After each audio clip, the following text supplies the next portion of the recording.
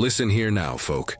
Come close to this fire where the flames dance like the souls that crossed the great water in the belly of them hell ships. I am keeper of memories, an old one whose back still feels the overseer's whip, whose ears echo with the groans of the middle passage, where brothers and sisters were stacked like cargo, stinking of death and salt water. I carry the weight of iron chains we dragged through cotton fields, the wailing of mothers who watched their little ones torn from their arms and sold on the auction block like hogs at market. Sit down, listen good, for I'm fixing to tell you a living memory, a story that burns in the flesh of our people, the hell that Elizabeth Freeman faced, ears cut and fed to dogs, before suing and bankrupting the master's empire. Yes, sir. This is the promise of a soul that rose from ashes, a spark that lit freedom for many.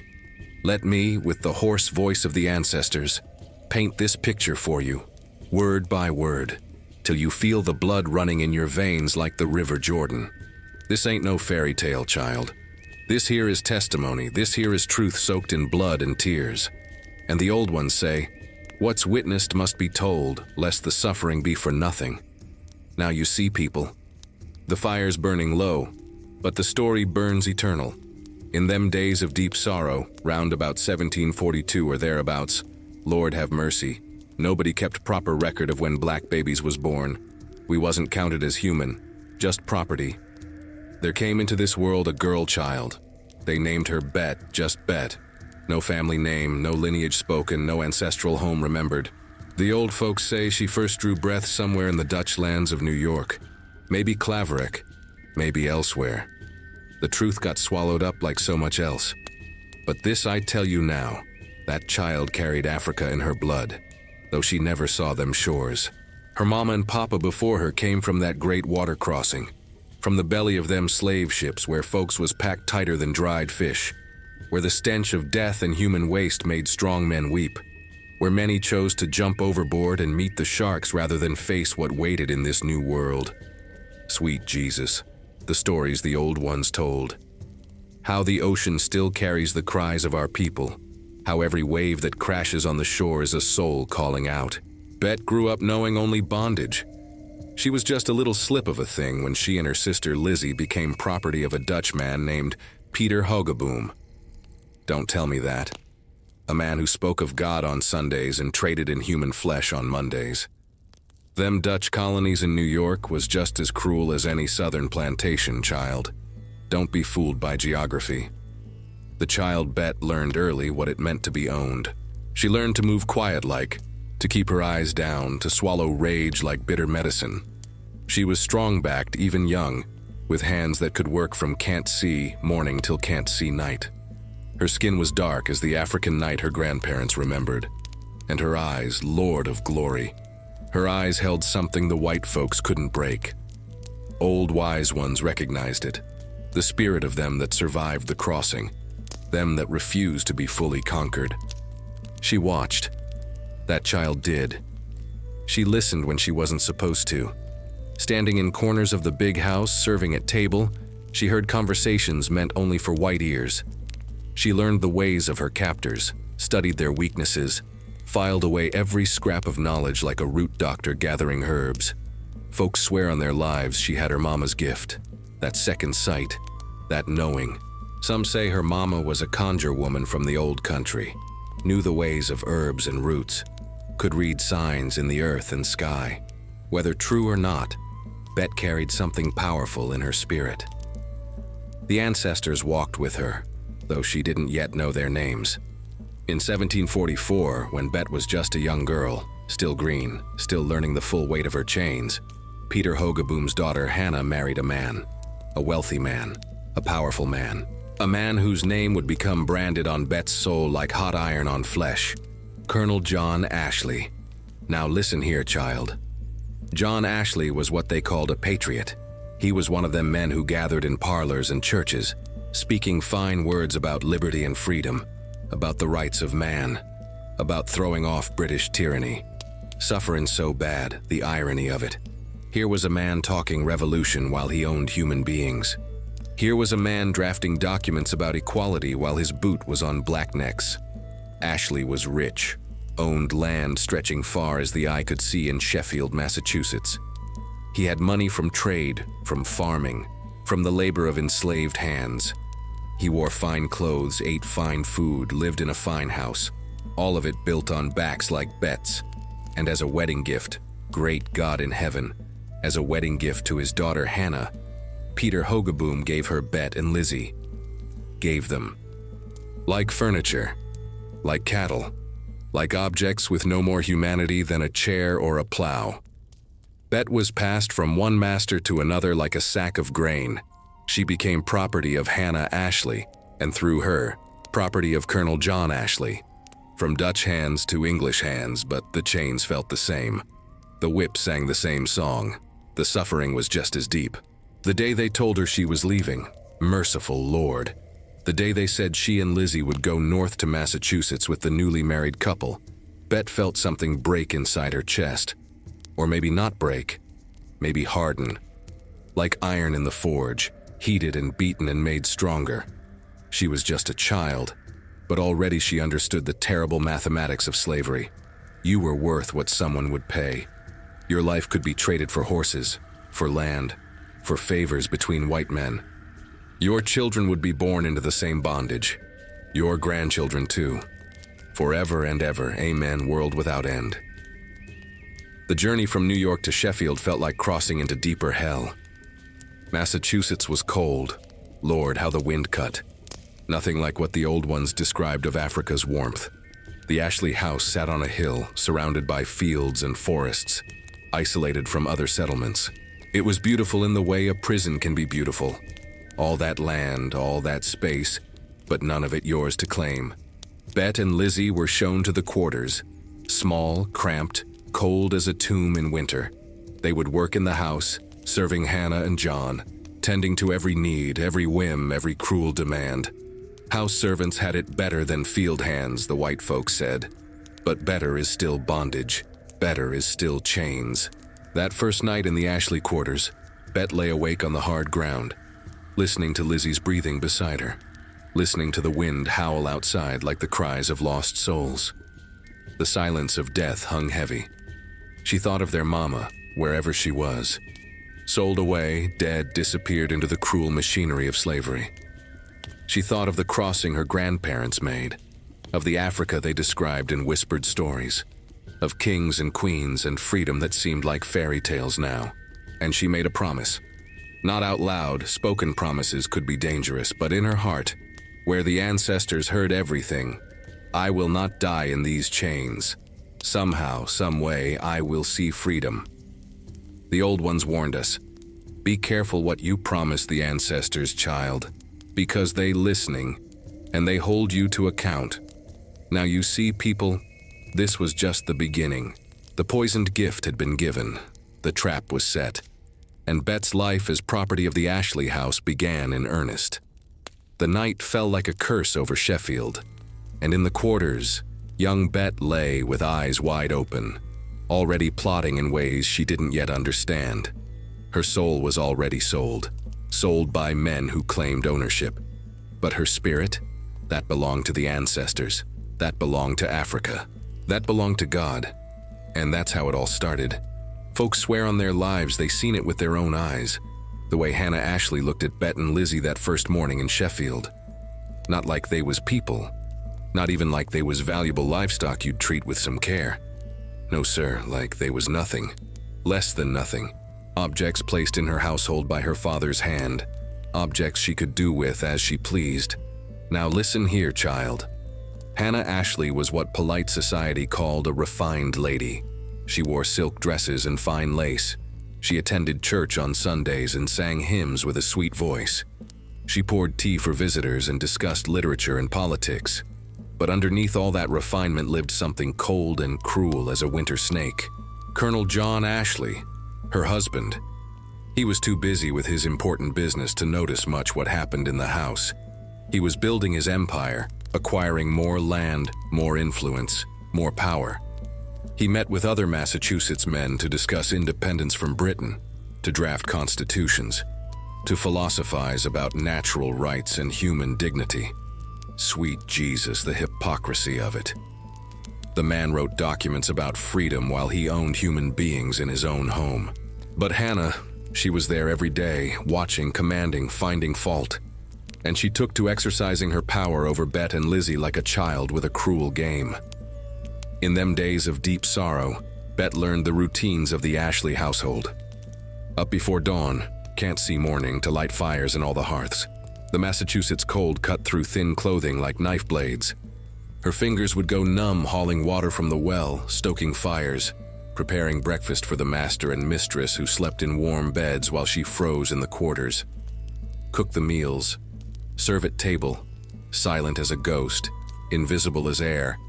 Clean the chambers, empty the chamber pots, handling the white folks' waste like it was your privilege. Wash the clothes, scrub the floors, tend the garden, preserve the food, sew the garments. Work from can't see morning till can't see night. And if you made a mistake, Lord have mercy. If you burned a biscuit or broke a dish or failed to curtsy low enough, Hannah's rage would fall on you like hellfire. Bett watched everything. She was maybe 14, 15 years old now. Nobody kept exact count of enslaved folks' ages. Her body was developing into womanhood, which brought its own dangers. She had seen what happened to pretty slave girls. She had heard the whispers about masters who came to the quarters at night, about babies born with suspiciously light skin, about the special hell that enslaved women endured. She kept her head down. She worked hard. She obeyed. But inside, that fire burned. Her sister Lizzie was different, more gentle, more trusting, more broken by the bondage. Lizzie believed that if they just worked hard enough, served well enough, maybe the white folks would show mercy. Bett knew better. She had learned the terrible truth. There was no pleasing a master, no earning kindness through suffering. The system was designed to crush, not to reward. The years passed like a slow death. Bett grew into a strong-backed woman, powerful in body though her spirit was caged. She married, in the way enslaved folks married, without legal recognition, without any protection under law. A ceremony in the quarters blessed by the old ones who remembered African ways, witnessed by other enslaved souls who understood that love was both blessing and curse in bondage. She bore a daughter. They called her Little Bett. And oh child, the moment that baby was placed in her arms, Bett felt something break and remake itself in her chest. Love so fierce it hurt, and terror so deep it paralyzed, because she knew, great God in heaven she knew, that her daughter was not hers. Little Bett belonged to the Ashleys, same as Bett herself did. That precious child could be sold away tomorrow, could be given as a wedding gift like her mother was, could be whipped or worse, and Bett would have no legal recourse, no protection, no power to stop it. This is the special hell that enslaved mothers endured, loving children they couldn't protect. The old ones say, the plantation swallowed the truth, that white folks called themselves Christians while they tore babies from mothers' arms, while they sold children on the auction block like pigs at market, while they raped and beat and murdered people made in God's image just like them. But then something happened. The wind was changing in Massachusetts, though nobody quite knew it yet. In the big house, Colonel Ashley was hosting meetings with other important men. Lawyers, judges, merchants, landowners. They were drafting a new constitution for Massachusetts, breaking away from British rule, establishing their own government. Bett, serving tea and standing in corners like furniture, heard everything.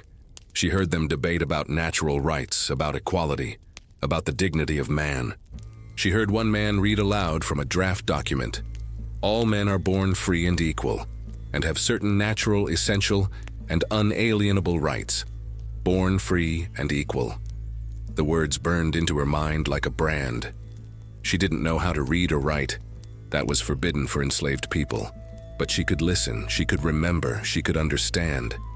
And she thought, if all men are born free and equal, what about me?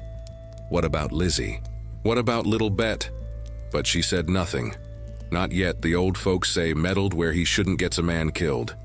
Better to wait, to watch, to plan. The years rolled on. 1777, 1778, 1779.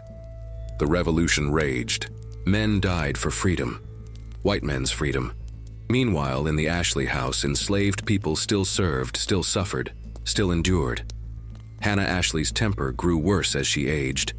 Maybe it was frustration that her husband was always occupied with his important business. Maybe it was the endless tedium of her privileged life. Maybe she was just cruel by nature, and power revealed what was always there. Whatever the cause, she became more volatile, more vicious, quicker to strike. In 1780, the new Massachusetts Constitution was ratified. The document declared that all men were born free and equal. White men celebrated in the streets, fired cannons, gave speeches, but in the Ashley quarters, nothing changed. Bett was still property. Lizzie was still property. Little Bett was still property. The shadow of sin hung over the plantation like a funeral shroud, but Bett remembered those words. She turned them over in her mind like a root doctor studying herbs, looking for their power, their potential. If the law said all men were born free and equal, could it be used? Could it be a weapon? Could it be the key to unlock these chains? She began to pray in earnest. Not the prayers Hannah Ashley demanded in the big house church, where the white preacher talked about servants obeying masters. No, sir. Bett prayed in secret, in the quarters at night, calling on the ancestors, calling on the God who freed the Israelites from Egypt, calling on whatever powers existed beyond the cruelty of this world. The old ones say, "Be careful what you ask for in prayer, child," because sometimes God answers, and his answer might require more courage than you knew you had. One day, and folks to this day swear this happened, Bett was working in the big house kitchen when she overheard Colonel Ashley talking to another lawyer about a case. A man named Quack Walker had sued his master for freedom, using that same constitution. The case was moving through the courts. Bett's heart beat like African drums in her chest. Someone had done it. Someone had challenged their bondage in court and won. She filed this knowledge away like treasure, waiting for her moment. That moment came sooner than expected, but it came wrapped in violence, in rage, in the specific hell that would finally push Bett past the point of endurance. Hannah Ashley's cruelty was about to escalate, and the poisoned gift, that generous wedding present of human beings, was about to reveal its true cost. Now you see, people, the trap was set. The fuse was lit, and soon fire would rage through the Ashley house in ways that neither Hannah nor the Colonel could imagine. What happened next changed everything. Changed Bett's life, changed Massachusetts law, changed history itself. But that part of the story, that terrible, beautiful, righteous part, that's for the next telling. The earth drank more blood that day than any day before, and from that blood, freedom would grow. The old ones warned us, a house built on suffering carries heavy spirits, and the Ashley mansion was haunted long before anybody died there. Every floorboard creaked with the weight of unpaid labor. Every wall absorbed the silent screams of the enslaved. That land carried heavy spirits, the souls of those who worked themselves to death, the children torn from mothers, the hope slowly strangled year after year. In them days of deep sorrow, round about 1780, life in the Ashley house followed the cruel rhythm of bondage. Bett was in her mid-30s now, a strong-willed woman who had survived more than most. Her daughter, little Bett, was growing, maybe 7, 8 years old, already learning the bitter lessons of slavery, already understanding that her mama's arms couldn't protect her from the master's whims. Sweet Jesus, the pain of watching your child grow into chains. The irony, Lord of glory, the suffering irony, was that the Ashley house was the very place where Massachusetts patriots gathered to talk revolution. In the parlor where Bett served wine and cleaned hearths, men drafted documents of freedom. Colonel Ashley was one of the authors of the Sheffield Declaration of 1773, which spoke of natural rights and human dignity. He helped write the Massachusetts Constitution with its bold proclamation that all men were born free and equal. But in the kitchen, in the quarters, in the cold rooms where enslaved people slept on hard ground, those words meant nothing. Folks swear on their lives, the walls themselves mocked the hypocrisy. How many times did Bett stand silent in the corner while white men passionately debated liberty, then turn around and order her to fetch more firewood, to scrub another floor, to know her place? She learned to wear a mask, what the old folks called putting on massa's face. Smile when you want to rage. Say, "Yes, sir," when you want to curse. Move quick and quiet like you grateful for the privilege of serving. This was survival. This was how you lasted. The ancestors whispered, "Patience, daughter. Your time coming, just not yet." But patience has its limits, and Bett was approaching hers. Hannah Ashley's cruelty grew worse each passing year. Some say she was jealous of her husband's attention to his important work, neglecting her for politics and law. Some say she was just a bitter soul who found pleasure in exercising power over those who couldn't fight back. Whatever the reason, she ruled the house like a tyrant, and enslaved people bore the brunt of her moods. If the bread was too hard or too soft, riled up she'd strike. If the fire wasn't hot enough or was too hot, full of rage, she'd throw things. If anyone looked at her wrong or spoke out of turn, wretched punishment would follow. The whip wasn't used as much in Massachusetts as in the Deep South plantations, but there were other ways to inflict pain: withholding food, forcing extra work in freezing cold, public humiliation, threats of being sold away.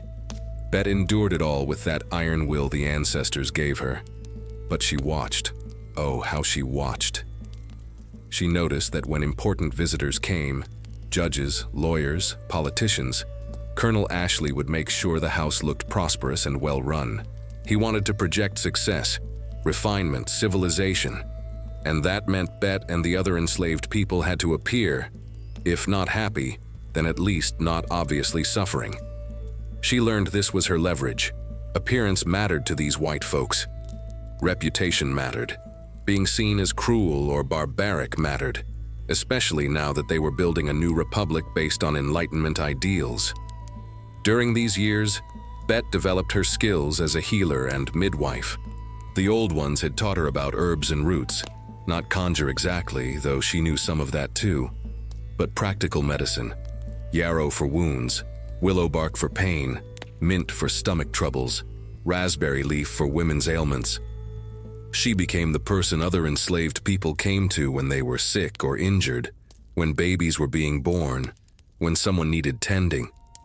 This gave her a kind of power, a kind of respect within her community. It also gave her knowledge of life and death, of suffering and healing that would serve her later. At night in the quarters, when the work finally ended and darkness fell like a blessing, Bett would hold little Bett close and whisper stories. Not the stories white folks told, but the true ones.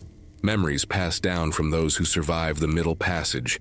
Tales of African kingdoms, accounts of resistance and rebellion.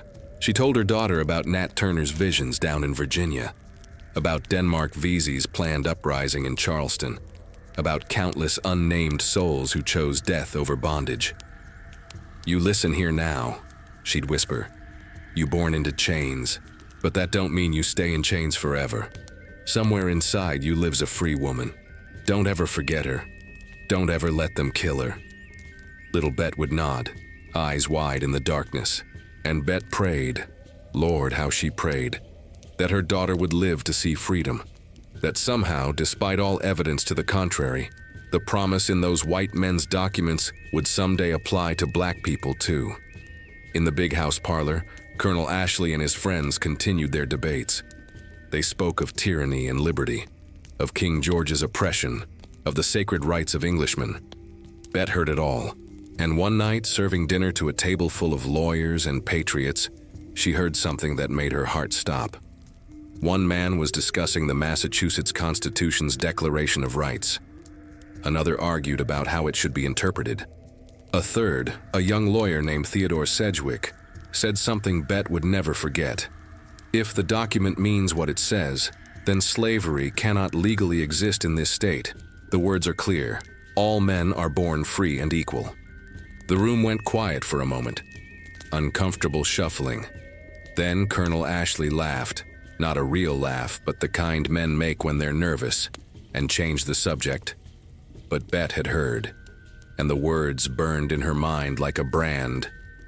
Slavery cannot legally exist. She went to the quarters that night with something new growing in her chest. Not just hope.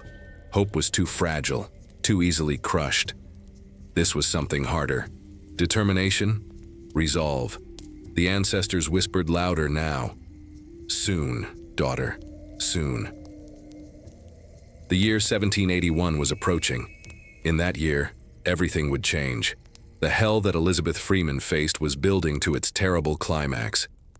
Hannah Ashley's rage was reaching its breaking point, and Bett's patience was about to run out. The silence in the quarters spoke loud that winter. Everyone felt it, the tension thick as smoke, the sense that something was coming. The old ones recognized it, the feeling before a storm, before a breaking, before the world shifts on its axis. And that's how memory was born, in the quiet before the thunder, in the moment before courage becomes action, in the breath before the scream. The quiet of the quarters at night, folks still tell this story. They tell it to remind themselves that there comes a moment when enough is enough, when the soul says no more, when the body that's been beaten finally stands up. This is that moment. This is when Bett became more than property, more than a slave, more than masses' possession. This is when she became Elizabeth Freeman. It was early in 1781.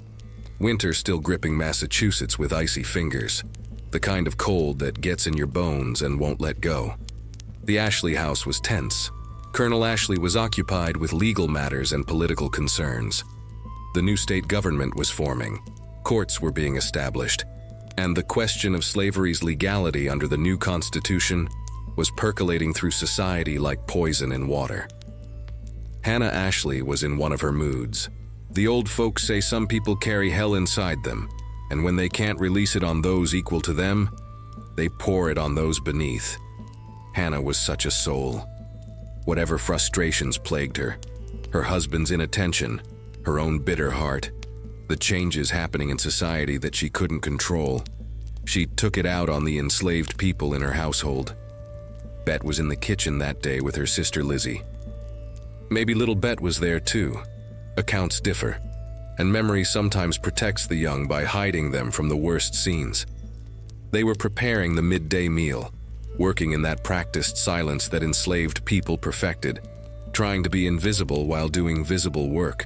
Something went wrong. Maybe the bread burned. Maybe a dish wasn't cleaned properly. Maybe Hannah just woke up cruel that morning and was looking for an excuse. Lord have mercy. Sometimes no excuse was needed at all. White folks' rage didn't require reason, just opportunity. Hannah came into the kitchen like a storm, already riled up, already full of fury. She started shouting, accusations, insults, curses that would make a sailor blush. Bett and Lizzie kept working, heads down, knowing that engaging would only make it worse.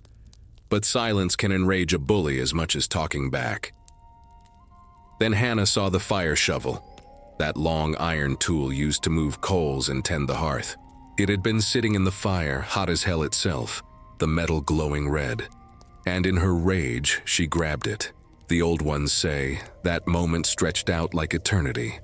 Time slowed. The ancestors held their breath. Hannah raised that burning shovel. Some say she aimed for Lizzie, some say she aimed for little Bett. Some say she didn't aim at all, just swung in blind fury.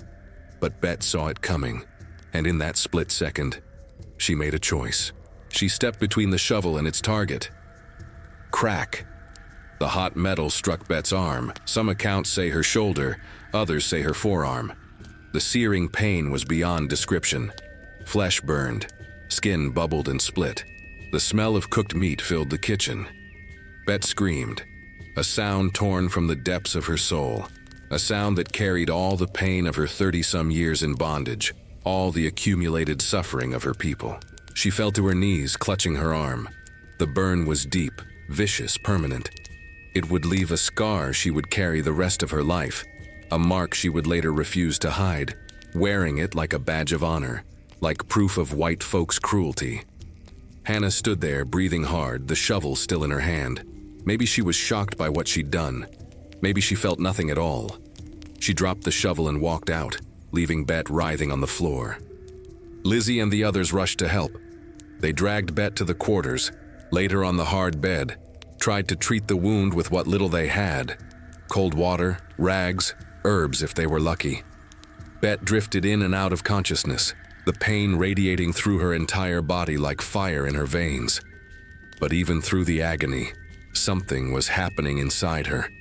The blow had broken something, yes, but not her spirit.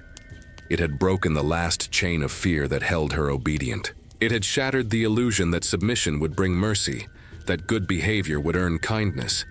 She looked at that burn on her arm, the flesh angry and weeping, and she understood.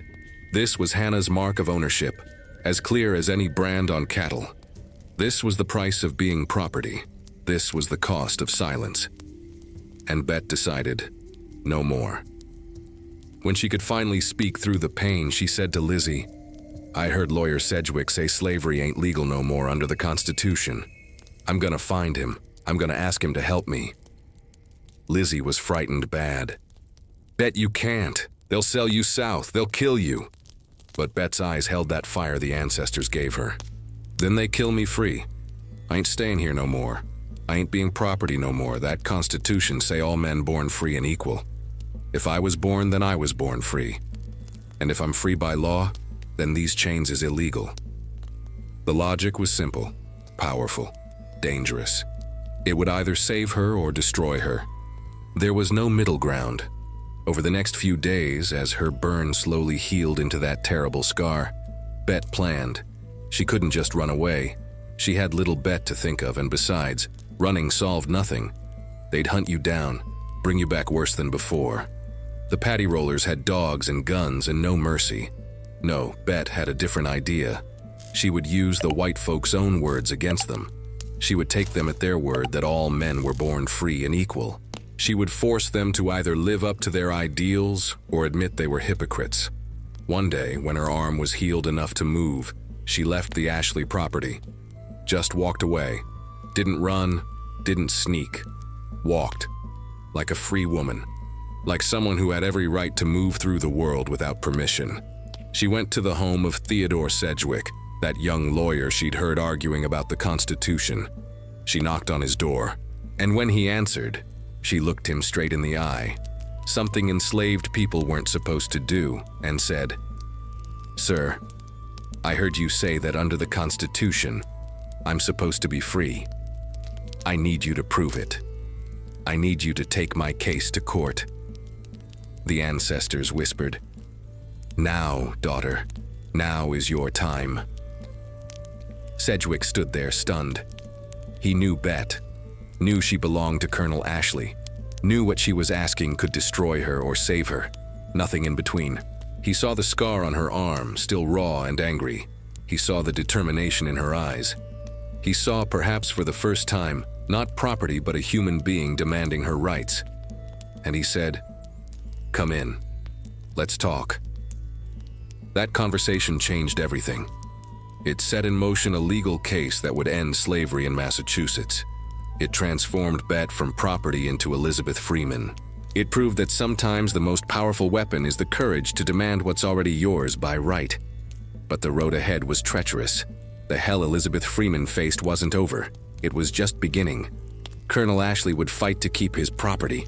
The courts were run by white men who might not want to upset the social order. The risk was enormous, but Bett had crossed the line. She had stepped from submission into resistance, and there was no going back. The earth drank more blood that day. Not literal blood this time, but the blood of the old order. The blood of the system that said black people weren't human. And from that blood, a new world was being born. That night carried heavy spirits, child. After Bett left Theodore Sedgwick's house with his promise to consider her case, she returned to the Ashley quarters knowing she'd crossed a line that couldn't be uncrossed. Word would get back to the colonel. It always did. White folks had their networks, their spies, their ways of knowing what enslaved people did. And once Ashley found out she'd gone to a lawyer, Lord have mercy, what would happen then? She sat in the darkness of the quarters, little Bett sleeping beside her, and let herself remember. Memory is a dangerous thing for the enslaved. It reminds you of all you've lost, all you've endured, all the pain you've swallowed and kept moving. But tonight, Bett needed to remember. She needed to know why she was taking this risk. She remembered the stories the old ones told when she was young. Stories of the Middle Passage that her grandparents survived. How they were captured in Africa, sometimes by rival tribes, sometimes by Arab slavers, sometimes by their own people betrayed by greed. How they were marched in chains to the coast, held in dungeons where the walls wept with moisture and despair. Then came the ships. Great God in heaven, the ships, packed in the hold like cargo, chained wrist to ankle, lying in their own filth for weeks and months. The stench so terrible you couldn't breathe without gagging. The darkness so complete you lost sense of day and night. Bodies pressed so close you could feel the heartbeat of the person next to you. And then that heartbeat would stop, and the corpse would lie there rotting, because there was no room to remove it right away. People went mad in those holds. Some threw themselves overboard when brought on deck. Some simply stopped eating, chose death over this new world waiting across the water. The sharks followed the slave ships, old folks said, because they always knew, that bodies would be thrown over, that death was the ship's constant companion. And those who survived the crossing? They arrived in a hell of a different kind, the auction block. Bett had never stood on one herself. She was born in America, sold in private transactions. But she'd heard the stories. Families torn apart like paper. Mothers screaming as their babies were sold to different masters. Husbands and wives separated forever. Children as young as 5 or 6 sold alone, cast into the world with no one to protect them. The old ones described being examined like livestock. White men poking at muscles, checking teeth, looking for scars or brands. Women violated in front of crowds. Men beaten to show they could take punishment. All of it legal, all of it normal. All of it justified by lies about black people being inferior, being cursed, being suited for bondage. Bett thought about her own life. 30-some years of serving white folks who claimed to love God while they owned people.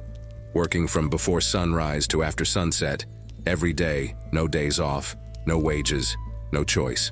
Watching her daughter grow into the same bondage. Knowing that little Bett would bear children who would also be slaves, and their children after them. World without end. Amen. The burn on her arm throbbed, a constant reminder of Hannah Ashley's cruelty. But it was also proof. Physical evidence of what enslaved people endured. A scar that couldn't be denied or dismissed. And then she thought about those words in the Constitution. All men are born free and equal. If she was born, and she was, her mama had pushed her into this world just like any white woman pushed out her babies, then according to those words, she was born free. The bondage was illegal. The chains were a lie. The system itself violated the law these Massachusetts men had just written. But taking this to court, sweet Jesus, the risk. If she lost, Ashley could make her life even worse. He could sell her south, to the deep south where cotton was king, and enslaved people died in the fields under the merciless sun. He could separate her from little Bett forever. He could have her whipped publicly as an example to other slaves who might get ideas. He could... No, she couldn't think about that. Fear would paralyze her. Instead, she thought about Theodore Sedgwick. Why would a white man help her? What did he gain from this? Sedgwick was an abolitionist, one of those rare white folks who actually believed slavery was wrong. He was young, ambitious, politically connected. Maybe he saw this as a chance to make his name. Maybe he genuinely believed in the principles of the Constitution. Maybe both. But did his motivations matter? If he could get her free, if he could prove in court that the Constitution meant what it said, then it wouldn't just free her. It would open the door for every enslaved person in Massachusetts. That thought made her breath catch. This wasn't just about Bett anymore. This was about all of them. Every soul suffering in bondage, every child born into chains, every mother watching her baby sold away. If she could win this case, she would strike a blow not just for herself, but for her people. The ancestors whispered in the darkness, "This is why you survived, daughter. This is why you endured. For this moment. For this chance." But there was something else. Something darker she had to consider. Theodore Sedgwick wasn't just any lawyer. He was friends with Colonel Ashley. They moved in the same circles, attended the same political meetings, shared the same social class. Taking this case meant Sedgwick would be suing his own friend, challenging his property rights, potentially ruining their relationship. Would Sedgwick really do that? And if he did, what would Ashley's reaction be? The colonel was powerful, influential, vindictive. He could make life difficult for Sedgwick. He could rally other slave owners to the cause, turning this into a bigger battle than anyone wanted. Bett realized she wasn't just asking Sedgwick to be her lawyer. She was asking him to choose a side in a war between the principles of the new republic and the economic interests of the propertied class. She was asking him to be a traitor to his class, his friends, his own position in society. That was a lot to ask. But then again, white men had been asking a lot from black people for centuries. They'd asked, no, demanded, that enslaved people give up everything: their freedom, their families, their bodies, their very lives. And black people had paid that price over and over. Maybe it was time for a white man to pay a price for doing what was right. Little Bett stirred in her sleep, making a small sound. Bett looked down at her daughter's face in the darkness. So young, so innocent, so completely unaware of the dangerous game her mama was about to play. If Bett lost this case, little Bett would grow up knowing her mother tried and failed. That might crush her spirit, or it might inspire her to keep fighting. There was no way to know. But if she won, little Bett would grow up free, would own her own labor, could marry who she chose, could keep her own children, could walk through the world with her head up, not as property but as a human being with rights under law. That possibility, remote as it seemed, made the risk worth taking. Bett made her decision in the shadows of the night. She would go forward with this case, whatever the cost. She would force Massachusetts to live up to its own constitution. She would demand her freedom not as a gift from benevolent masters, but as a right she was born with. And if they tried to send her south, tried to sell her, tried to break her, well, some things are worth dying for. And freedom, true freedom, legal freedom, the kind that couldn't be taken away on a master's whim, that was worth everything. The old ones say, the night before battle, warriors make peace with death. Bett made her peace that night. She accepted that this path might lead to her destruction, but she also knew it might lead to liberation not just for herself, but for thousands. And that was a risk worth taking.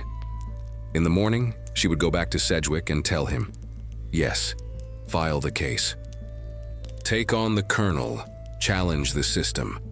Let's see if these white men meant what they said about all men being born free and equal. The ancestors walked with her now. The spirits of all who died in chains, all who jumped from slave ships, all who were beaten and sold and broken but never quite defeated. They were with her, and somewhere in the darkness freedom was being born. Now listen here, child. When Theodore Sedgwick opened his door that second time, and saw Bett standing there with determination burning in her eyes like holy fire, he knew his comfortable life was about to get complicated. Real complicated. Sedgwick was a man caught between two worlds. Born to privilege, educated at Yale College, married into wealth. He moved in the same circles as Colonel Ashley, attended the same social gatherings, debated in the same political meetings. But unlike most men of his class, he developed what some called a troublesome conscience about slavery. The old ones say, some white folks talk about justice, but when justice costs them something personal, they get real quiet. Sedgwick was different, or at least he was about to find out if he was different. Mum Bett, he said. That's what folks called her then, before she became Elizabeth Freeman. You're serious about this? You understand what you're asking? Yes, sir, Mr. Sedgwick, Bett replied, standing tall despite every instinct telling her to lower her eyes, to shrink, to make herself small.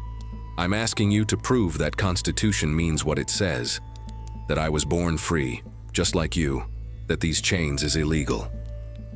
Sedgwick invited her into his study. His wife looked nervous. Having an enslaved woman from the Ashley house sitting in their parlor could cause scandal. But Sedgwick was already thinking like a lawyer, turning the case over in his mind like a root doctor studying herbs for their power.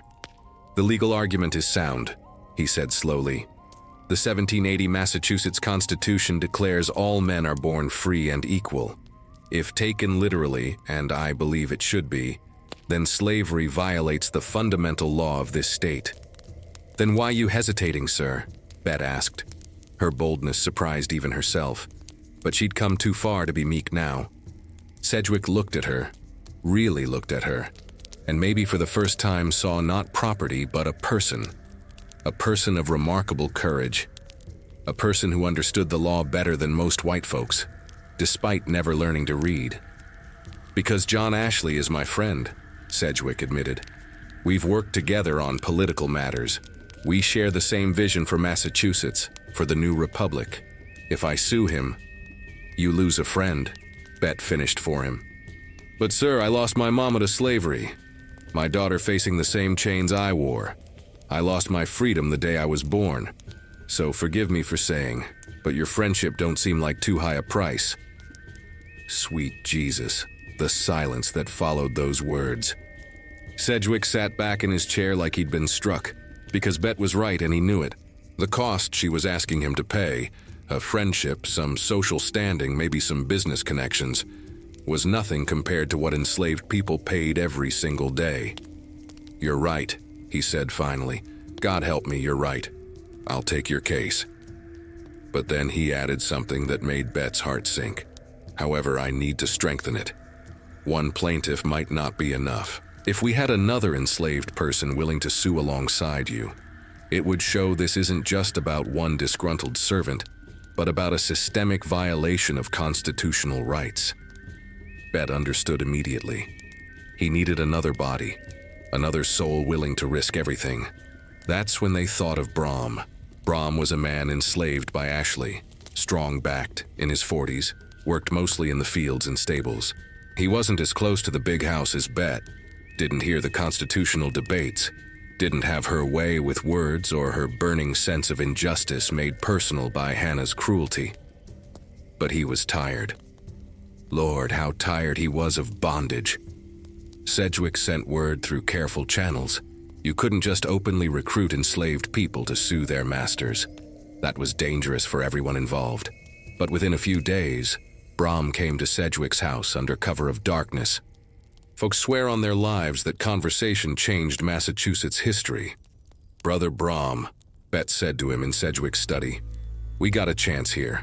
A chance to be free, legal free, not running away to some northern state or Canada, but free right here by law." Brom looked skeptical. "And if we lose? Ashley sell us south. Them cotton plantations kill a man in 5 years, they work you so hard. If we lose, we no worse off than we is now," Bett countered. "We already slaves, already property. Can't get more enslaved than enslaved. But if we win, Sedgwick interjected. "You're not just free. You establish precedent that could end slavery in this entire state. Every enslaved person in Massachusetts could use this case to sue for freedom." That got Brom's attention. Not just his freedom, not just Bett's, all of them. Every soul suffering in bondage across Massachusetts. One case could topple the whole system. The ancestors whispered, "This is bigger than you, this is for the people." Brom agreed. Right there in that study with Sedgwick as witness, 2 enslaved people decided to sue one of the most powerful men in Massachusetts for their freedom. Sedgwick brought in another lawyer to help, tapping Reeve, a legal scholar who'd been arguing about slavery's incompatibility with natural rights for years. Together, they crafted the legal strategy. They would file a writ of replevin, an old English common law action usually used to recover property. The irony was thick as molasses. They would use a property law to argue that Brom and Bett weren't property at all, but free people being illegally detained. The legal argument would be simple but radical. The Massachusetts Constitution's Declaration of Rights, Article 1, stated, "All men are born free and equal, and have certain natural, essential, and unalienable rights." If this was the supreme law of Massachusetts, then slavery, which treated people as property, was unconstitutional and void. In May 1781, the writ was issued. The court ordered Colonel Ashley to bring Brom and Bett before the justices to show cause, why they should remain enslaved. Ashley's response was immediate and furious. He refused to comply. These were his property, legally purchased or acquired. The Constitution didn't mean what Sedgwick claimed it meant. All men didn't include Africans and their descendants. This was obvious to any reasonable person, but the court didn't back down. The case would proceed. The trial was set for August in Great Barrington at the Court of Common Pleas. The die was cast. The battle was joined. Two enslaved people, with the help of two white lawyers willing to risk their reputations, were about to challenge the very foundation of Massachusetts society. The old ones say, sometimes freedom requires unlikely allies. Sometimes the oppressed need help from those with privilege, who choose to use it for justice rather than comfort. Sedgwick and Reeve were such men, not perfect, not without their own motivations and flaws, but willing to stand when it mattered. And Brom and Bett? They were warriors preparing for battle, not with guns or knives, but with law and courage and the simple, radical demand that the Constitution mean what it said. The earth trembled that spring. Slave owners across Massachusetts watched nervously. If Brom and Bett won, the whole system could collapse. If they lost, it would cement slavery's legal standing for years to come. Everything hung in the balance, and August was coming fast. The old ones warned us, when you challenge the master's power, expect the master's fury. And Colonel John Ashley, great God in heaven, that man's fury was something terrible to behold. Word spread fast through Sheffield and beyond. An enslaved woman and man were suing for their freedom, using the Constitution, claiming they were born free, challenging the very concept of property rights that the entire economic system depended on. White folks reacted like someone had kicked a hornet's nest. Some, the abolitionists, the Quakers, the handful of people with troublesome consciences, quietly cheered. Maybe this would finally end the hypocrisy of a free republic built on bondage. Maybe Massachusetts would lead the way in living up to its own ideals. But most slave owners, they were scared to death. And scared white men with power are dangerous men. Ashley moved immediately to reclaim his property. He sent riders to Sedgwick's property where Brom and Bett were being sheltered. He demanded their return. He threatened legal action against Sedgwick for harboring fugitive slaves, though technically they weren't fugitives, since they'd left under protection of a legal writ. Sedgwick stood firm. They're under the court's protection now, Colonel. You'll have your day to argue why they should remain enslaved. Until then, they stay where they are. The friendship between Ashley and Sedgwick, years of political alliance, social connection, mutual respect, died right there. You could almost hear it snap like a dry branch underfoot. Ashley went to other slave owners in the region, stirring up anxiety. If these two win, he told them, all your slaves will sue too. You'll lose your investment, your labor force, your whole way of life. Pressure mounted on Sedgwick to drop the case. Anonymous letters arrived threatening his business interests. Former friends crossed the street to avoid him. His wife faced cold shoulders at social gatherings. The cost of standing for justice was being tallied in real time. But if white folks thought Sedgwick had it hard, that was nothing compared to what Brom and Bett endured. They couldn't return to the Ashley property. That much was clear. Ashley would have them whipped, locked up, or sold south the moment he got his hands on them. So they lived in a kind of limbo, sheltered by Sedgwick but not truly free, waiting for a trial that would determine everything. The waiting was its own kind of torture.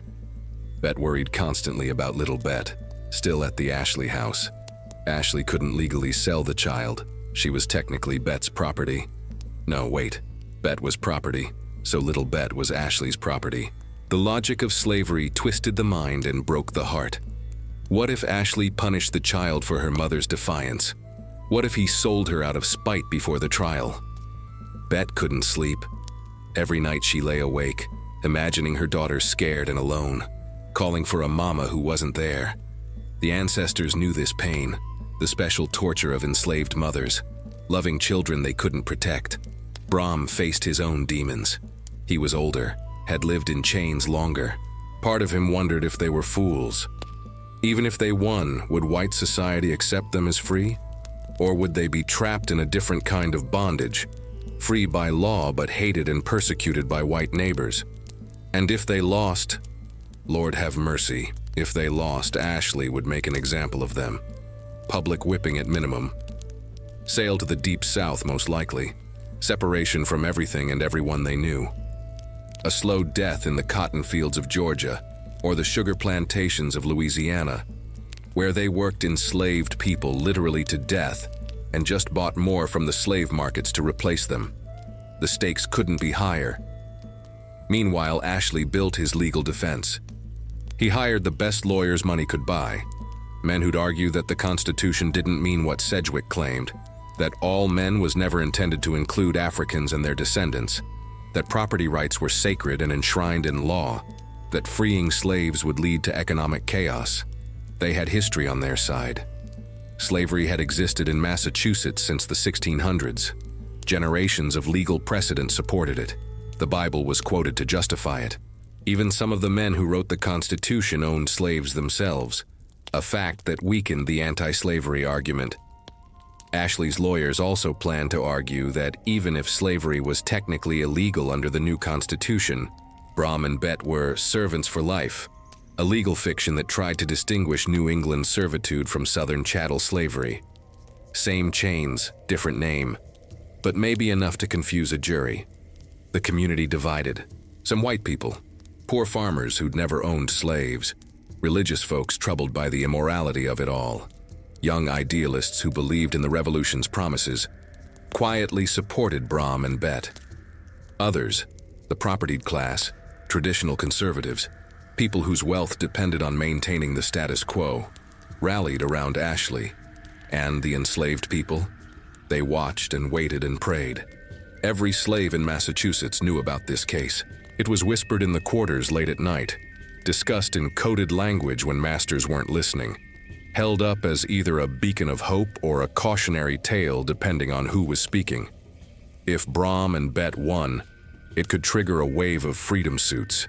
Dozens, maybe hundreds of enslaved people filing similar cases, all citing the same constitutional argument. The system could collapse overnight.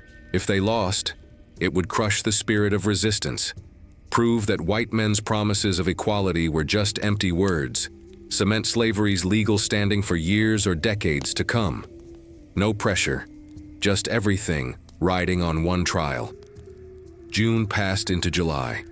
The summer heat pressed down on Massachusetts like a heavy hand. In Great Barrington, preparations were being made for the trial.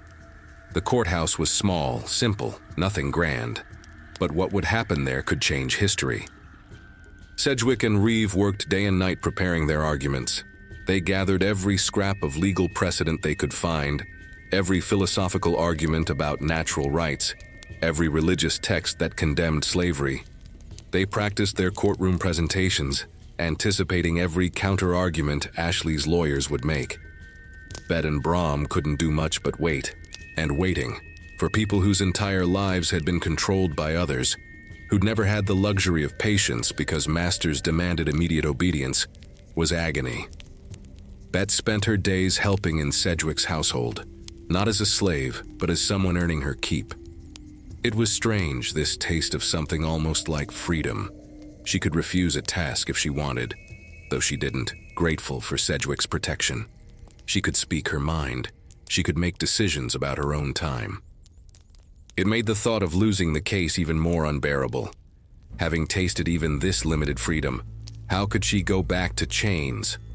The night before the trial, August 20th, 1781, neither Brom nor Bett slept. They sat together in the quarters Sedgwick had provided, two souls bound by shared hope and shared terror. "You scared?" Brom asked. "Scared to death," Bett admitted, "but more scared of living the rest of my life as property. I'd rather die free than live enslaved." "The old ones say freedom always costs blood," Brom replied. "Maybe tomorrow we pay that price, or maybe we win something bigger than just us." They prayed together, not the prayers white masters taught, about servants obeying masters and accepting your lot in life. No, sir. They prayed to the God who freed the Israelites from Egypt, who parted the Red Sea, who promised deliverance to the oppressed. They called on the ancestors who survived the Middle Passage, who endured the auction block, who resisted in ways large and small. They asked for strength and courage and justice, and they waited for dawn. In his mansion, Colonel Ashley also couldn't sleep. He was losing control of his property. His reputation was damaged, his friendship with Sedgwick destroyed. Tomorrow, he would fight to maintain what he saw as his God-given rights. He was confident his lawyers would prevail. The law was on his side.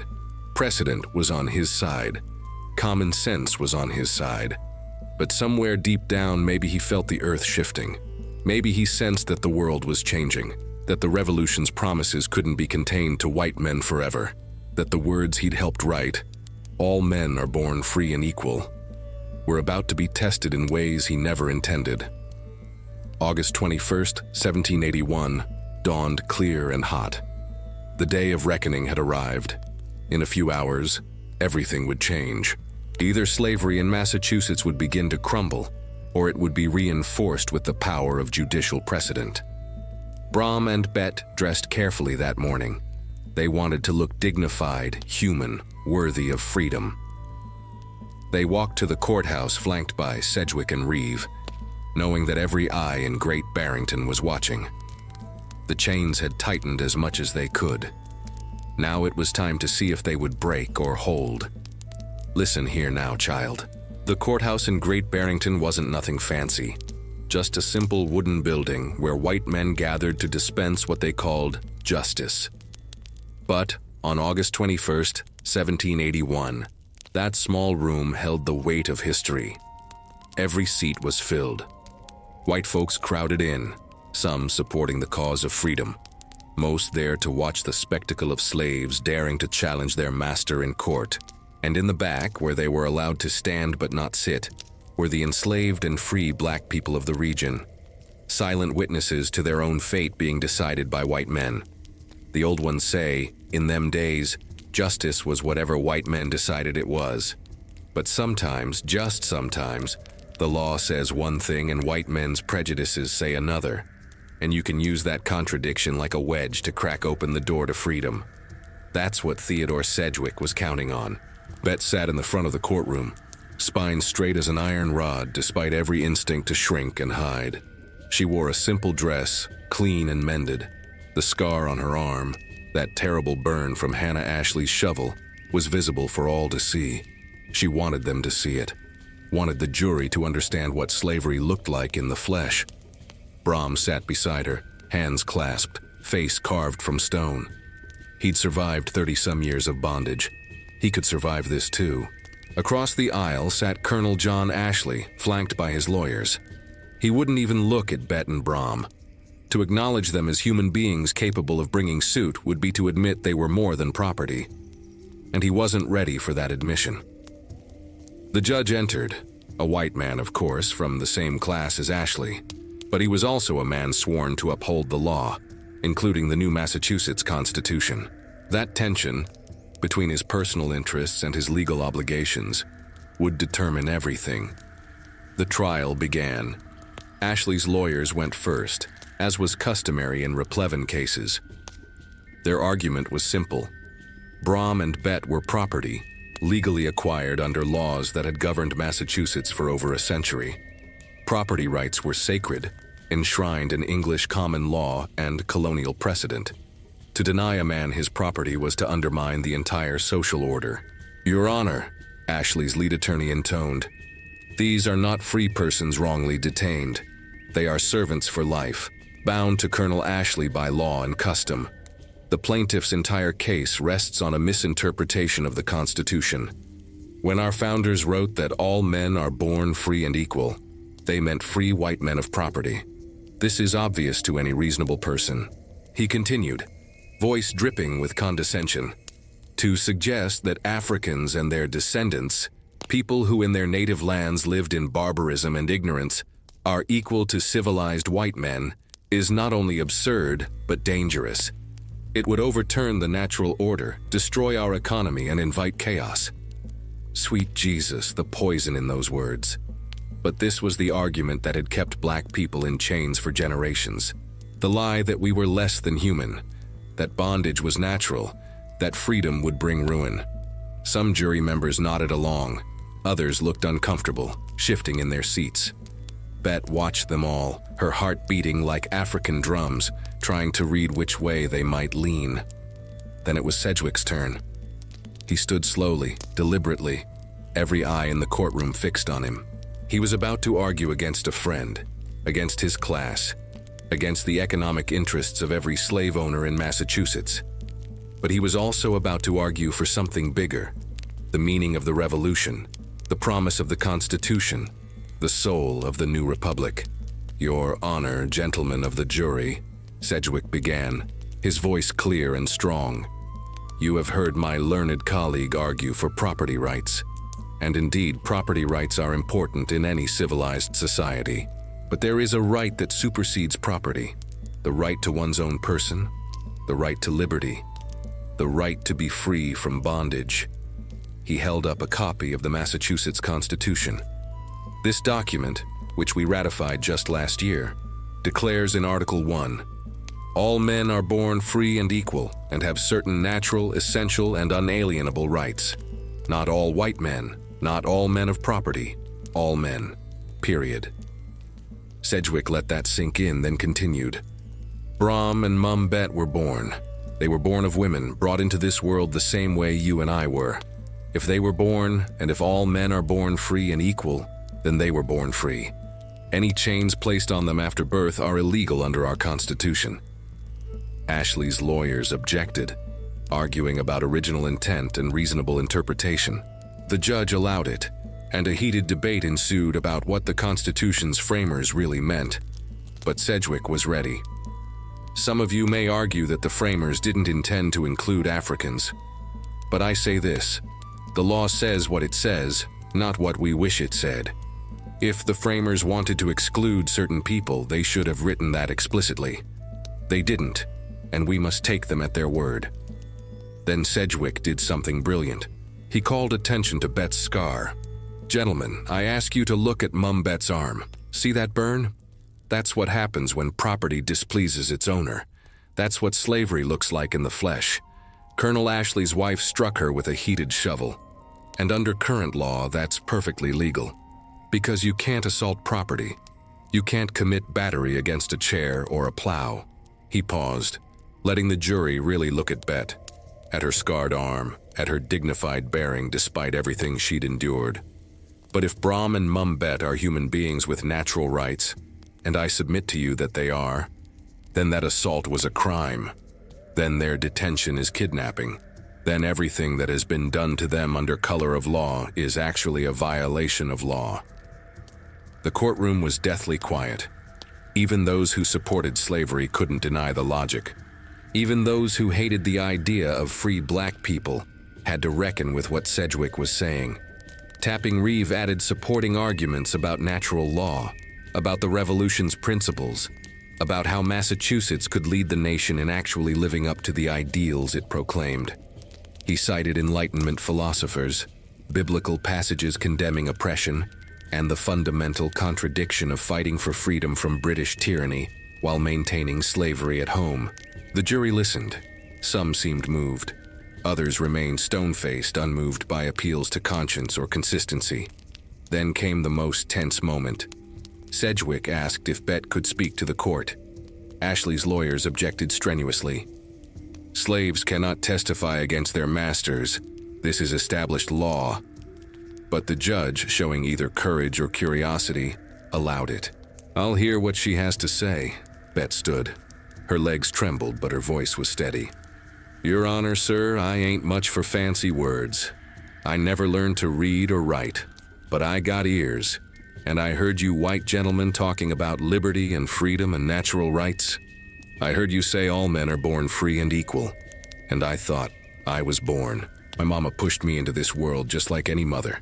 So if I was born and all who are born are free, then I'm free. The chains is illegal. The bondage is wrong. And I'm asking you to make the law mean what it says.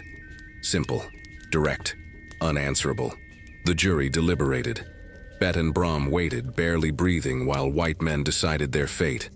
The sun moved across the sky. Hours passed. Each minute felt like a year. And then, finally, the jury returned. Now listen here, child.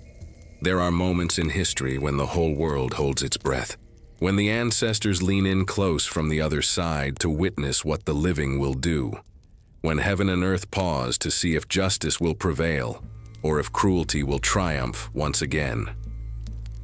August 22nd, 1781, was such a moment. The jury filed back into that small courthouse in Great Barrington. Their faces were unreadable, some troubled, some resolute, all carrying the weight of a decision that would ripple far beyond this one case. They deliberated through the night, arguing amongst themselves about law and property, rights and precedent, conscience and custom. Bett sat frozen in her seat, hardly daring to breathe. Her hands gripped the wooden bench so tight her knuckles went pale. Beside her, Brom closed his eyes, lips moving in silent prayer. Behind them, the enslaved people who'd crowded into the back of the courtroom waited in silence so complete you could hear hearts beating. The old ones say, that silence of death hung over the room like a funeral shroud. Nobody moved, nobody coughed. The very air seemed to stop flowing, waiting for the words that would either break chains or forge them stronger. The foreman of the jury stood, a middle-aged white man, a farmer, someone who'd probably never given much thought to slavery one way or another, until this case forced him to reckon with it. His hands trembled slightly as he held the paper with the verdict written on it. The judge spoke. "Has the jury reached a verdict?" "We have, Your Honor." Sweet Jesus, time stretched out like taffy. Each second felt like an hour.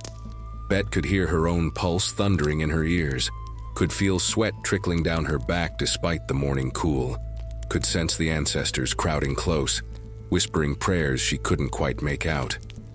In the matter of Brom and Bett versus John Ashley, Esquire, how do you find? The foreman looked directly at Bett for a moment. In his eyes she saw, what? Pity? Respect? Recognition of shared humanity? She couldn't tell. But then he spoke, and the words changed everything. "We find for the plaintiffs." The courtroom exploded. Shouts of joy from the back where black folk stood. Gasps of shock from white slave owners. Sedgwick's face broke into a smile wider than sunrise. Tapping Reeve clapped him on the back. Ashley went pale as death, his lawyers already scrambling to object, to appeal, to find some way to undo what had just been done. But the foreman wasn't finished. He continued reading. "We find that Brom and Bett are free persons, and not the legal property of the defendant. We further find that the defendant shall pay damages to the plaintiffs in the amount of 30 shillings each, plus costs of court. 30 shillings. Not much money. But the symbolism, great God in heaven, the symbolism was enormous. Colonel Ashley, who'd claimed ownership of human beings, was now ordered to pay those same human beings for wrongfully detaining them. The enslaved had become the wronged party. The master had become the wrongdoer. The world had turned upside down. Bett couldn't move at first. The verdict was too big, too impossible to comprehend. She'd lived 39 years as property, 39 years being told she was less than human, that her bondage was natural and right, that freedom was a dream reserved for white folks. And now a jury of white men had declared her free? Then the reality hit her like a wave and she wept. Not quiet tears, but deep, wrenching sobs that came from a place so deep inside her she didn't know it existed. Tears for all the years in chains. Tears for her mama sold away. Tears for little Bett who might now grow up free. Tears for every ancestor who died in bondage, never knowing this day would come. Brom put his arm around her shoulders, a gesture of comfort between two souls who'd walked through fire together. He was crying too, tears streaming down his weathered face, his body shaking with emotion too powerful for words. The black folks in the back of the courtroom were singing. Somebody started a spiritual, and others joined in, their voices rising in praise and thanksgiving. Wade in the water, children, God's gonna trouble the water. The song of escape, of freedom, of deliverance finally come. Colonel Ashley stormed out of the courtroom. his face twisted with rage and humiliation. His lawyers followed, already planning their appeal. But even they seemed to understand. Something fundamental had shifted. The legal ground beneath slavery had cracked. This verdict would inspire other enslaved people to sue. The system was beginning to crumble. The judge banged his gavel for order, but even he seemed moved by the moment. He formalized the verdict, issued the necessary orders, and declared Brom and Bett to be free persons with all the rights and privileges pertaining thereto. Free persons, with rights. Words that had never applied to them before. Words that changed everything. Outside the courthouse, news spread like wildfire. Enslaved people working in nearby fields heard the shouts and singing and came running to find out what happened. When they learned the verdict, some fell to their knees in prayer. Others danced. A few just stood there stunned, unable to process that the impossible had occurred. White slave owners, on the other hand, were terrified. If Brom and Bett could win freedom in court, what was to stop every enslaved person in Massachusetts from doing the same? Their property was suddenly unstable, their investments at risk. Some rushed to move their enslaved workers to other states before similar suits could be filed. Others consulted lawyers about how to protect their holdings. But the message was clear. The days of legal slavery in Massachusetts were numbered. Sedgwick and Reeves stood with Brom and Bett outside the courthouse, accepting congratulations from abolitionists and well-wishers. But Sedgwick was already thinking ahead. This case would establish precedent. It would be cited in other freedom suits. It would combine with similar cases, like Quack Walker's ongoing litigation, to create a wave of legal challenges that would make slavery untenable in the state. He'd risked his friendship with Ashley, his social standing, his business relationships. But looking at Bett's tear-stained face, at the joy and relief radiating from her like light, he knew it was worth it. This was what the revolution was supposed to be about. This was what all men are created equal actually meant. Bett's first thought, once she could think clearly again, was for little Bett. Her daughter was still at the Ashley house. Now that she was legally free, she could claim her child. She could protect her. She could raise her in freedom. The ancestors whispered their approval. The chains were broken. The verdict had torn the sky open, and through the gap poured light that had been denied for too long. But the fight wasn't entirely over. Ashley still had the right to appeal. And even if the verdict stood, the harder work would begin. Building a life in freedom, navigating a world that still saw black people as inferior, even if no longer as property, protecting the gains that had been won. Still, on August 22, 1781, in Great Barrington, Massachusetts, 2 enslaved people became free through law. And that victory, Lord, how sweet it was, echoed across the state and beyond, a trumpet call of hope to all who suffered in bondage. The earth trembled that day. The old order cracked, and freedom, that precious, dangerous, beautiful thing, took root in soil watered by too much blood and too many tears. The old ones say, pride comes before a fall, and Colonel John Ashley's pride had built an empire that was now tumbling down like a house of cards in a windstorm. Now you see, people, Ashley's world had been constructed on a foundation of assumptions, that he was superior by birth, that certain people were meant to rule while others were meant to serve, that his wealth and status gave him the right to own human beings, that the natural order of things would never change. The verdict in Brom and Bett's case shattered every single one of those assumptions. In them days after the trial, Ashley moved quickly to file an appeal. His lawyers argued that the jury had misinterpreted the Constitution, that the verdict was against the weight of evidence, that property rights must be protected or chaos would ensue. They claimed the case should be reheard, the verdict overturned, Brom and Bett returned to their rightful owner. But something had shifted in Massachusetts. The Quack Walker case, another enslaved man suing for freedom using the same constitutional argument, was moving through the courts at the same time. The legal momentum was building against slavery. Every judge, every lawyer, every person paying attention could see which way the wind was blowing. Ashley's appeal went nowhere. The higher courts, influenced by the Walker case and by the clear language of the Constitution, declined to overturn the verdict. Some didn't even want to hear arguments. The matter seemed settled.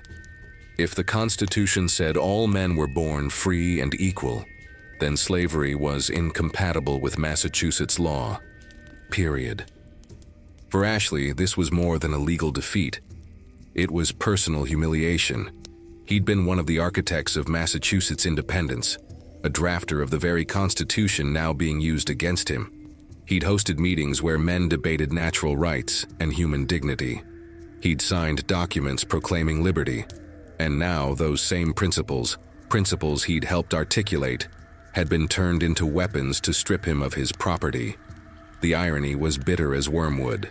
The contradictions he'd lived with comfortably, speaking of freedom while owning slaves, had finally caught up to him. But the damage went beyond humiliation. It was financial. 30 shillings each for Brom and Bett might not sound like much, but add in court costs, lawyer fees, the time and money spent on appeals that went nowhere. It added up. More importantly, the verdict inspired other enslaved people in the region to file similar suits. Ashley found himself defending against multiple legal actions, each one draining his resources, each one a reminder that his world was ending. Some of his enslaved workers simply walked away, citing the Brom and Bett precedent. What could he do? The law said they were free. Sending slave catchers after them would be kidnapping now. The system that had kept them in bondage had been legally dismantled. Ashley's labor force collapsed. Fields that once produced profitable crops stood fallow. Work that had been done by unpaid enslaved hands now required hired labor at market wages. Wages that ate into profits, that made his agricultural ventures less viable, that threatened his entire economic model. His social standing also suffered. Some of his peers, other slave owners who'd lost their property to similar lawsuits, blamed him for not fighting harder, for letting the precedent stand. Others, particularly younger men influenced by revolutionary ideals, saw him as a hypocrite who'd been rightfully called to account. The friendship with Theodore Sedgwick was destroyed beyond repair. They'd been allies in the revolution, comrades in the fight for independence. Now they couldn't be in the same room without tension thick enough to cut with a knife. Social gatherings became awkward. Political meetings were strained. The community that had once united them was now divided. Sweet Jesus, how the mighty had fallen. But while Ashley's empire crumbled, Bett, now proudly calling herself Elizabeth Freeman, was building something new. She made her choice immediately after the verdict was final. She would not return to Ashley's service even as a paid employee. Some free black people in similar situations did go back to work for their former masters, needing the income and familiar with the work. But Elizabeth refused. She'd tasted freedom, and she wouldn't spend it in the shadow of the woman who'd burned her arm with a heated shovel. Theodore Sedgwick offered her employment in his household, not as property, but as a paid domestic worker. Elizabeth accepted. She became his housekeeper, and over time, much more than that. She became a trusted member of the household, a nurse to his children, a midwife to the community, a root doctor who helped both white and black folks with her knowledge of herbs and healing. The Sedgwick children grew up calling her Mumbet, a term of affection and respect. She cared for them when they were sick, told them stories, taught them lessons about kindness and justice. Years later, they would write about her with deep affection, describing her dignity, her wisdom, her strength of character. Elizabeth earned wages for the first time in her life. Real money that was hers to keep, to save, to spend as she chose. She was careful with it, knowing that financial independence was the foundation of true freedom. She saved every penny she could. And she got her daughter back. Little Bett, no longer Ashley's property, came to live with her mother in freedom. The reunion, Lord of Glory, the reunion, was everything Elizabeth had dreamed of during those dark nights in the quarters. To hold her child and know that no master could take her away, that no auction block waited in their future, that little Bett could grow up free. It was worth every risk, every hardship, every moment of terror during the trial. Elizabeth watched as other enslaved people in Massachusetts followed the path she and Brom had blazed. One by one, then in waves, they sued for freedom. Some won outright, others reached settlements with their owners. The institution of slavery in Massachusetts didn't end with a single dramatic proclamation. It bled out slowly through hundreds of individual freedom suits, each one citing the Constitution's promise of equality. By 1783, slavery was effectively dead in Massachusetts. The courts had ruled, the precedents were set, and the state's Supreme Court explicitly stated that slavery was incompatible with the state constitution. It wasn't a legislative act or a constitutional amendment. It was legal erosion, case by case, until nothing remained of the old system. Elizabeth Freeman had been the spark. Her courage, her willingness to risk everything, her simple insistence that the Constitution mean what it said, these had triggered a cascade that freed thousands. Ashley, meanwhile, lived with the consequences. His wealth diminished, his influence waned, his reputation carried a permanent stain. He died in 1802, having witnessed the complete destruction of the social order he'd tried to preserve. His obituaries mentioned his role in the Revolution, his legal career, his political service. But history would remember him more for losing Brom and Bett via Ashley than for anything else he accomplished. The old ones say, sometimes the enslaved become the liberators, and the masters become footnotes in their story. Such was the case here. Ashley had power, wealth, status, influence. Everything the world said mattered. Elizabeth had nothing but courage and the truth. And in the end, truth proved stronger than power. Brom, too, lived in freedom, though less is recorded about his later life. He worked, he survived, he enjoyed the liberty he'd fought for in court. His name appears in records as a free man, a laborer, a person with rights under law. Small miracles, but miracles nonetheless. The plantation swallowed many truths, but this one escaped, that enslaved people were not passive victims waiting for white saviors. They were active agents of their own liberation, using whatever tools came to hand, including the very documents their masters had written, to claim the freedom that was theirs by right. Ashley's empire fell. Elizabeth's legacy rose. And Massachusetts became the first state where slavery died not by gradual emancipation or compensated abolition, but by constitutional logic applied fairly. The chains broke, the mighty fell, and the lowly were lifted up. Listen here now, child. Freedom ain't just about breaking chains. It's about building something new from the rubble of bondage. And Elizabeth Freeman, no longer Mum Bett, no longer anybody's property, spent the rest of her years proving that formerly enslaved people could thrive when given the chance. The Sedgwick household became her new home, but on vastly different terms than the Ashley house had been. In them days after the verdict, Theodore Sedgwick offered her fair wages, respect, and something even more precious: trust. He put his children's care in her hands, relied on her judgment in household matters, consulted her on everything from medicine to child rearing. The old ones say, sometimes white folks surprise you, not often, but sometimes. Sedgwick was such a man. He'd risked his reputation to free Elizabeth and Brom, and he continued honoring their humanity by treating Elizabeth as a valued member of his household, rather than as a servant to be exploited. Elizabeth took to her new life with the same fierce determination that had carried her through bondage and into the courtroom. She worked hard, but now the fruits of her labor belonged to her. Every coin she earned went into a small box she kept hidden, saved carefully against the day when she could buy something no amount of money could have purchased before: her own land. Her days started early, as they always had, but now she rose from her own bed, in her own room, with the knowledge that she could quit if she wanted to. That choice, even if she never exercised it, changed everything. Work freely chosen is different from work compelled by the whip. She cooked meals for the Sedgwick family, cleaned their house, tended their children, but she also became something more: a healer, a midwife, a wise woman that both black and white folks in the community came to for help. The knowledge the old ones had passed down, about herbs and roots, about which plants healed and which ones harmed, about how to bring babies into the world and ease the dying out of it, made her invaluable. When someone in Sheffield or nearby towns fell ill, they sent for Mumbet. When a woman went into labor, especially a difficult labor, Mumbet was called. She delivered dozens of babies over the years, black babies, white babies, rich babies, poor babies. Each one she brought into the world with the same care and skill, wrapping them in clean blankets, checking them for problems, teaching new mothers how to nurse and care for their infants. Sweet Jesus, the respect this earned her.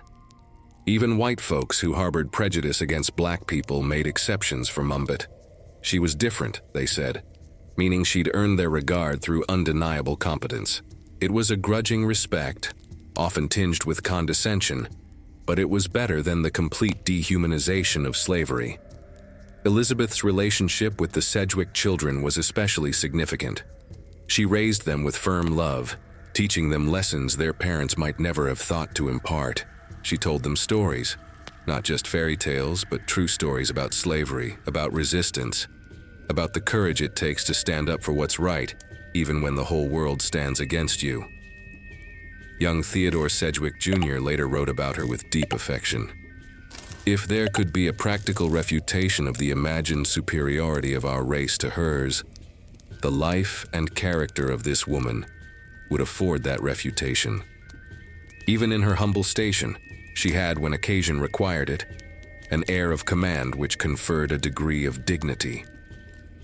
The children learned from her example that black people were fully human, fully capable, fully deserving of respect, lessons that would shape their views for life. Some became abolitionists themselves, carrying forward the work their father had begun by freeing Elizabeth and Brom. But Elizabeth's life wasn't without challenges. Freedom in a racist society was still circumscribed by prejudice and limited opportunities. She couldn't vote, women couldn't, and black people certainly couldn't. She couldn't serve on juries, hold office, or participate in many aspects of civic life. She was free under law, but still second class in practice, and the past haunted her. The scar on her arm, that terrible burn from Hannah Ashley's shovel, remained visible for all her days. She never tried to hide it. Some say she wore it proudly, like a badge of honor, like proof of what she'd overcome. Others say it was just too big to hide, a permanent reminder of the price of challenging masters. She thought often about those still in bondage in other states. Massachusetts had ended slavery through the constitutional cases she and others had brought. But in the South, great God in heaven, millions still suffered under the whip. The Cotton Kingdom was expanding, slavery was getting more entrenched, and the cruelty was intensifying as masters tried to squeeze maximum profit from human flesh. Elizabeth contributed what she could to the abolitionist cause. She let her story be told, let people know what she'd endured and how she'd won freedom. She encouraged other formerly enslaved people to speak out, to not let the horrors be forgotten or minimized. And she saved. Lord, how she saved. Every penny that wasn't needed for basic necessities went into that box. She dreamed of owning land, her own piece of earth that nobody could take from her, that would be hers to pass to her daughter and grandchildren. In time, that dream came true. Elizabeth Freeman, formerly enslaved, property of white men, bought her own small house and land. The symbolism was enormous. A black woman, in post-revolutionary Massachusetts, owning property in her own name. It was a testament to how much had changed and how much one person's courage could accomplish. Little Bett grew up in this new world, knowing freedom from childhood. Elizabeth raised her to be strong, to know her worth, to never accept less than full humanity. She told her daughter about the trial, about standing up to Colonel Ashley, about the day the verdict came down and the world changed. The community, both black and white, came to regard Elizabeth Freeman as a remarkable woman. She attended church services where she was welcomed as a full member of the congregation. She participated in community events. She built friendships across racial lines, though always aware that equality was theoretical more than actual. But she'd proven something important, that formerly enslaved people, given opportunity, could succeed, could contribute to society, could be productive, moral, capable citizens. This was an argument abolitionists used throughout the North, pointing to people like Elizabeth Freeman as living proof that slavery's justifications were lies. The years passed. Elizabeth grew older, her hair turning white, her body showing the wear of decades of hard work. But her spirit remained strong. She'd survived slavery. She'd won freedom in court. She'd built a life of dignity and purpose. She'd raised her daughter to be free. The old ones say, the measure of a life isn't in how you start, but in how you finish. Elizabeth Freeman had started life as property, as less than human in the eyes of the law, but she was finishing it as a woman of substance, a landowner, a respected member of her community, a mother and grandmother, a healer, a legend. And somewhere the ancestors smiled. Their daughter had done well. She'd broken chains not just for herself, but for thousands. She'd proven that courage and law could triumph over cruelty and custom. She'd shown that freedom, once won, could be lived with grace and strength. The house she'd built, literal and metaphorical, stood as testament to possibility. What might the world look like, she sometimes wondered, if all enslaved people were freed, if all people, regardless of race, were treated as equals under law? She wouldn't live to see that day, but she'd helped bring it closer. The old ones say, the greatest gift a mother can give her child is freedom. Not just the freedom of broken chains, but the freedom of knowing you're human, you're worthy, you're somebody. Elizabeth Freeman gave that gift to little Bett, and oh child, what a precious gift it was. Now listen here. Little Bett grew up in a world her mother never knew as a child. She woke each morning in the Sedgwick household not as property, but as a free person. She learned to read and write, skills denied to her mother, skills that opened doors Elizabeth could only dream about. She watched her mama work for wages, save money, make decisions about her own life. In them days of building new lives, Elizabeth taught her daughter lessons that went deeper than book learning. On quiet evenings when the day's work was done, she'd sit with little Bett and tell stories, true stories, painful stories, necessary stories. Child, let me tell you about the auction block, Elizabeth would begin, her voice heavy with memory. Where babies was torn from their mama's arms and sold to the highest bidder. Where families was ripped apart like paper, scattered to the four winds, never to see each other again. Little Bett would listen, eyes wide, trying to understand a horror she'd never experienced but needed to know about.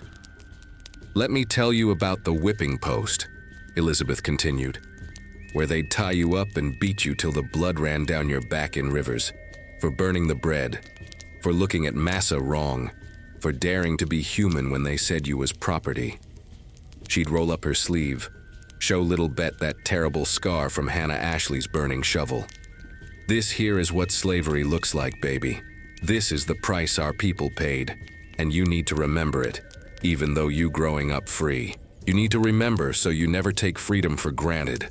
Sweet Jesus, the weight of that teaching. Elizabeth was passing down not just history but responsibility. Little Bett needed to understand what had been sacrificed so she could live free. She needed to know the ancestors' suffering so she could honor it with how she lived her life. But Elizabeth didn't just teach about pain. She taught about resistance, about courage, about the power of standing up even when the whole world says sit down. Your mama stood in that courthouse, Elizabeth told her daughter with fierce pride, and looked white men in the eye and demanded my freedom. They could have killed me for that. Could have sold me south, could have made an example of me that would terrify other slaves into submission. But I did it anyway. You know why? Little Bett shook her head. Because some things worth dying for, child. Freedom is one of them. Dignity is another. The truth, the simple truth that we're human just like anybody else, that's worth any risk. Elizabeth also taught her daughter the practical skills she'd need to survive and thrive. She showed her how to identify healing herbs, yarrow for wounds, willow bark for pain, chamomile for sleep troubles. She taught her midwifery, how to bring babies safely into the world, how to recognize problems before they became catastrophes. A black woman who can heal, Elizabeth explained. That's a woman people need. And when people need you, they got to respect you, at least a little. It ain't perfect equality, but it's leverage. And we need every bit of leverage we can get. Little Bett learned to read people too. to understand when white folks were genuinely friendly versus when they were just being polite, to recognize danger before it struck, to navigate a world that saw her as free under law, but still inferior by custom. The Sedgwick children became like siblings to her. They played together, learned together, grew up seeing each other as equals, even as the wider world insisted on hierarchy. Young Catherine Sedgwick, who'd later become a famous novelist, remembered Elizabeth and little Bett with deep affection, writing about how they'd taught her more about human dignity than any book ever could. But Elizabeth also made sure little Bett knew the broader black community. They attended church services at the small African meeting house, where free black people gathered. They visited other formerly enslaved families, building networks of mutual support and shared experience. In these gatherings, Elizabeth was treated like royalty. She was the woman who'd sued her master and won, the woman who'd helped end slavery in Massachusetts, the woman whose courage had inspired hundreds of others to claim their freedom. Folks swear on their lives that when Elizabeth walked into a room, people stood up, not because she demanded it, but because she'd earned that respect through everything she'd endured and overcome. She'd tell little Bett, "You carry two legacies, child. The legacy of suffering, all them ancestors who died in chains, and the legacy of resistance, all them who fought back in ways big and small. Both matter. The suffering reminds us why freedom is precious. The resistance reminds us we ain't victims, we fighters." As little Bett grew into young womanhood, Elizabeth prepared her for the realities of being a free black woman in America. It wasn't enough to be legally free. You had to be smart, careful, strategic. "White folks gonna test you," Elizabeth warned. "Gonna try to put you in your place, remind you they still got most of the power. You gotta be twice as good to get half the respect. It ain't fair, but it's real." But she also taught hope. "Things is changing, baby. Slow, too slow, but changing. You living in freedom I never thought I'd see. Your children gonna live in a world even better than yours. That's progress. That's worth fighting for." Little Bett absorbed it all. The pain and the pride, the caution and the courage, the memory and the hope. She grew into a strong-willed woman herself, carrying her mother's lessons forward into her own life. Elizabeth watched her daughter grow with a heart full of gratitude and wonder. Every milestone, little Bett's first day of school, her confirmation in church, her first job earning her own wages, her eventual marriage to a free black man, was a victory over slavery's legacy. This is what they tried to take from us, Elizabeth would think, watching little Bett live her life with dignity and purpose. The simple right to raise your own children, to watch them grow, to know they're safe and free. They tried to take it, but we got it back. We won. The old ones say, "Freedom is sweetest when you remember bondage." And Elizabeth Freeman, raising her daughter in liberty, savored every moment of that sweetness. Not just for herself, but for all the mothers who'd been denied this joy. All the women who'd watched their babies sold away, who'd loved children they couldn't protect, who died never knowing their descendants would be free. This was for them. This was their victory too. And Elizabeth made sure little Bett understood. She was living the dream of countless ancestors who'd prayed for a day like this. The legacy was being passed down, from the Middle Passage to the auction block to the courthouse to freedom, and it would continue forward through little Bett and her children and her children's children, each generation building on what Elizabeth had fought for. Now you see, people. Sometimes one stone thrown into a pond creates ripples that spread far beyond where it landed. Elizabeth Freeman's victory in court was that stone, and the ripples changed the whole state of Massachusetts. In them years following the Brom and Bett verdict, freedom suits exploded across the Commonwealth like lightning strikes in a summer storm. Every enslaved person who'd heard about Elizabeth's case, and they all heard about it. News traveled fast through the quarters even without newspapers or telegraphs, saw a path to liberation. The old ones say, when one person breaks through a wall, everybody else follows through the gap. Elizabeth had broken through and thousands were following. Listen here now, child. The most famous case that built on Elizabeth's precedent was Quock Walker's. Walker was an enslaved man who'd run away from his master, a cruel man named Nathaniel Jennison. When Jennison caught Walker and beat him severely, Walker sued, not just for freedom, but for assault and battery. The argument was brilliant in its simplicity, echoing what Sedgwick had argued for Elizabeth and Brom. If the Massachusetts Constitution declared all men born free and equal, then Walker was free by birth. And if he was free, then Jennison's beating was criminal assault, not a master disciplining his property. The case went all the way to the Massachusetts Supreme Judicial Court in 1783. Chief Justice William Cushing delivered an opinion that shook the foundations. The idea of slavery is inconsistent with our own conduct and Constitution. Sweet Jesus, those words. Written into law, settled as precedent, clear as daylight. Slavery was over in Massachusetts, not by legislative act but by constitutional interpretation. The document's promise of equality had been taken at face value, and bondage couldn't survive that honesty. Elizabeth heard about the Walker decision and wept with joy. Her case had helped pave the way. Her courage had contributed to this moment. Every enslaved person in Massachusetts was now free under law. Thousands of souls released from bondage because she dared to stand up in that courthouse back in 1781. But freedom under law didn't mean automatic equality in practice. Great God in heaven, the struggle was far from over. Free black people in Massachusetts faced discrimination in jobs, housing, education. They couldn't vote. That right was reserved for white men with property. They couldn't serve on juries in most counties. They faced violence from white mobs who resented their presence. The chains were gone, but the prejudice remained. Still, this was progress. Real, measurable progress. In the South, slavery was intensifying. The cotton gin had made slavery more profitable than ever, and millions suffered under increasingly brutal conditions. But in Massachusetts, formerly enslaved people were building lives, raising families, owning property, participating in civic life. Elizabeth became a symbol of what was possible. Abolitionists from across the North came to meet her, to hear her story directly from her lips, to see living proof that enslaved people could thrive in freedom.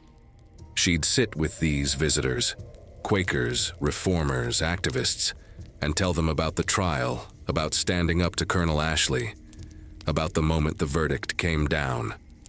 But she'd also tell them about the work still ahead. Freedom ain't the finish line, she'd say, voice firm with conviction. It's the starting line. We got to build schools for our children, got to create businesses and save money, got to prove we every bit as capable as white folks, so they run out of excuses for treating us less than human. Some abolitionists wanted to make her a saint, to put her on a pedestal as the perfect victim who'd overcome.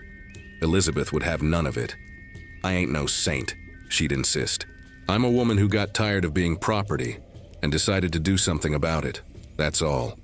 Any enslaved person would do the same if they saw a chance. But that modesty only made people respect her more. She wasn't seeking glory or recognition. She'd fought for freedom because bondage was unbearable, and she'd continue fighting for true equality because freedom without dignity was hollow.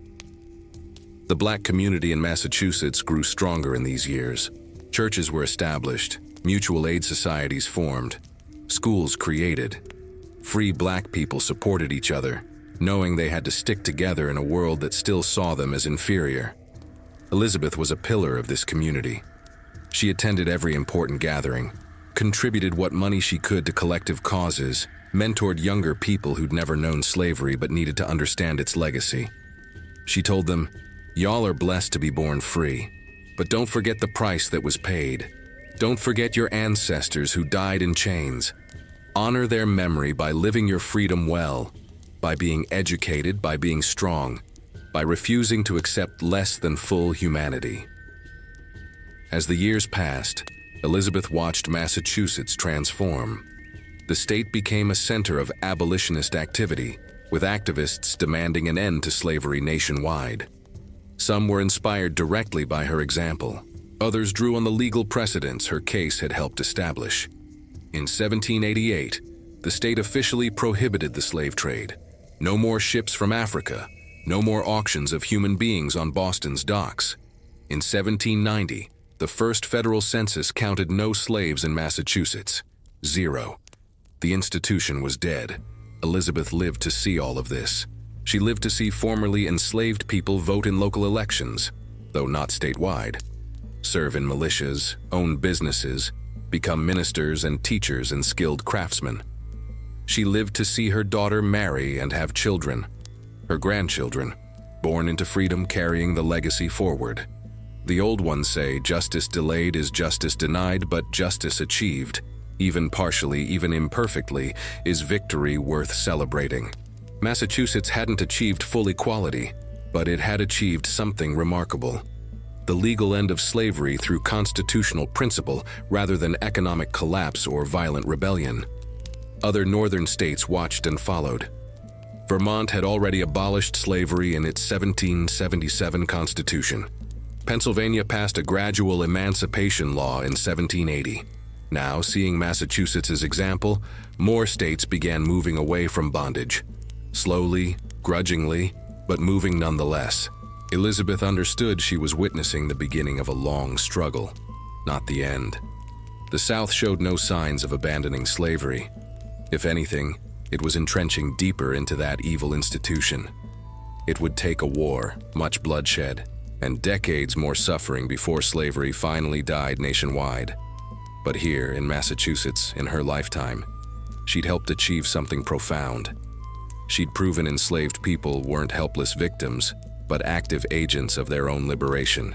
She'd shown that law and courage could triumph over custom and cruelty. She'd demonstrated that America's founding promises, all men are created equal, could be made real if people demanded it. The waves of freedom she'd helped set in motion were still spreading. Every freedom suit that followed hers, every enslaved person who cited the Massachusetts Constitution to claim their liberty, every abolitionist who pointed to Massachusetts as proof that ending slavery was possible, all of this flowed from that moment in 1781 when she stood in a courtroom and said, "I was born, so I'm free." The ancestors whispered their approval. The ripples continued spreading, and Elizabeth Freeman, that fierce woman who dared to sue her master, watched it all with satisfaction and hope. The work wasn't done, but Lord, how far they'd come. From the auction block to the courthouse to freedom, it was a journey worth taking, a victory worth fighting for, a legacy worth passing on. The old ones say the sweetest victory is the one you can hold in your hands. And in the early 1800s, Elizabeth Freeman held the deed to her own property, her own house, her own land, in hands that had once been chained. Now listen here, child. For someone born into slavery, owning land was more than just having a place to live. It was proof of full humanity. Proof that you were a citizen with rights. Proof that the law recognized you as a person who could own property rather than being property owned by others. Elizabeth had saved for years, decades really. Putting aside every penny she could spare from her wages, she lived simply, spent carefully, denied herself luxuries so she could build toward this goal. And when she finally had enough, she purchased a small house with a bit of land attached in Stockbridge, Massachusetts. The day she signed those papers, great God in heaven, the day she became a landowner, she stood on her own porch and looked out at her own yard and felt something she'd never felt before: complete security. This was hers. Nobody could take it. Nobody could sell it out from under her. Nobody could evict her on a whim. She was maybe in her 60s by then, her hair white as snow, her body showing the wear of decades of hard labor. But her spirit was strong as ever, and her mind was sharp. She'd survived slavery, won freedom in court, raised her daughter, built a reputation as a healer and wise woman. Now she had a house of her own. In them days of her elder years, Elizabeth became a living legend in western Massachusetts. People would point her out to their children. "See that woman? That's Elizabeth Freeman. She's the one who sued her master and won. She's the one who helped end slavery in this state." Visitors came from far and wide to meet her, to hear her story from her own lips. She'd sit in her own parlor, and tell them about the burning shovel, about the scar that never faded, about the day she walked into Theodore Sedgwick's office and demanded he help her sue for freedom. "Wasn't easy," she'd say, showing them the scar on her arm. "Wasn't sure I'd win, but I knew I couldn't live as property no more. Had to try, even if it killed me, because something's worth dying for. The scar had become her badge of honor. In her youth, it had been a mark of shame, a reminder of cruelty and powerlessness. But in her old age, she wore it proudly, proof of what she'd endured, proof of why she'd fought, proof that she'd survived and triumphed. Young abolitionists would ask her advice about how to fight slavery in the South. She'd tell them, use the law when you can. The Constitution says all men are created equal. Make them live up to those words. Force them to either honor their own principles or admit they're hypocrites. But she'd also warn them, the law alone ain't enough. You need courage. You need community. You need people willing to stand up even when it's dangerous. And you need to never accept that bondage is natural or right, no matter how many people say it is. Elizabeth reflected often on her long life. Born around 1742, enslaved until 1781, that was nearly 40 years in bondage. Then free from 1781 onward. Decades of liberty, of building, of watching her daughter and grandchildren grow up free. Sweet Jesus, the contrast. To have lived both lives, enslaved and free, in one lifetime was to understand viscerally what freedom meant, what it was worth, why it mattered. She'd sit on her porch in the evenings watching the sunset over the Massachusetts hills and think about all the people who'd made her freedom possible. Theodore Sedgwick, who'd risked his reputation to be her lawyer. Brom, who'd joined the lawsuit and strengthened the case. The jury members who'd voted for freedom despite social pressure to maintain the status quo. The judges who'd upheld the verdict despite appeals. But she'd also think about those who'd paid the price without seeing freedom. Her mother, sold away, fate unknown. The countless souls who died in the Middle Passage. The children torn from parents on auction blocks. The men and women worked to death in fields and factories. The rebels who'd been hanged for daring to resist. This freedom, she'd whisper to herself, this ain't just mine. It belongs to all of them too. I'm living it for everybody who didn't get the chance. Her health began to fail in her late 70s. The hard labor of 6 decades, 40 years enslaved, 20+ years free but still working, had worn her body down. She developed the ailments common to old age, aching joints, failing eyesight, increasing weakness. But her mind remained sharp. She continued receiving visitors, continued telling her story, continued being a living witness to both the horrors of slavery and the possibility of freedom. The Sedgwick family especially remained close to her. She'd raised their children, and they regarded her as family. When she became too frail to work, they made sure she was cared for, that she had everything she needed, that she lived in dignity and comfort. In 1828 or early 1829, she was probably around 85 years old by then, though nobody knew her exact age. Elizabeth knew her time was running short. She could feel death approaching, not as an enemy, but as a natural end to a long, full life. She gathered her daughter and grandchildren around her.